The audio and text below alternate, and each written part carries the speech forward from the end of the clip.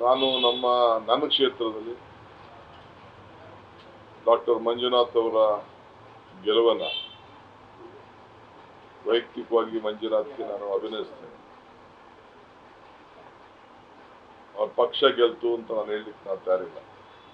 ವ್ಯಕ್ತಿ ಗೆದ್ದಿದ್ದಾರೆ. ಒಳ್ಳೆ ಅಭ್ಯರ್ಥಿಯನ್ನು ಅವರು ಬಹಳ ಲೆಕ್ಕಾಚಾರದಲ್ಲಿ ಬಿಜೆಪಿಯಿಂದ ಸ್ಪರ್ಧೆ ಮಾಡಿಸಿದ್ರು. ನಾನು ಇಷ್ಟು ಅಂತರದಿಂದ ನಾವು ಸೋಲ್ತೇವೆ ಅಂತ ನಾನು ನಿರೀಕ್ಷೆ ಮಾಡಿದ್ದಿಲ್ಲ. ನನ್ನ ಕ್ಷೇತ್ರದಲ್ಲೂ ಕೂಡ ನಾನು ಕನಿಷ್ಠ ಒಂದು 50-60 ಸಾವಿರ ಅಂತರ ಬರ್ತದೆ ಅಂದ್ಕೊಂಡಿದ್ದೆ. ಬರೀ 26,000 27,000 ಬಂದಿದೆ ಅಂತ ನನಗೆ ತಿಳಿಸಿದ್ರು. ಇನ್ನ ಲೆಕ್ಕಾಚಾರ ಆಗ್ತಾ ಇದೆ ಅಂತ ಗೊತ್ತಾಯಿತು.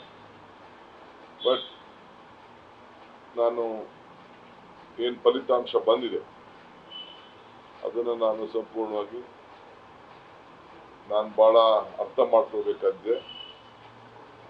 ಇದರ ಜನ ನಮಗೆ ಇದಕ್ಕೊಂದು ಸಂದೇಶ ಕೂಡ ನೀಡಿದ್ದಾರೆ.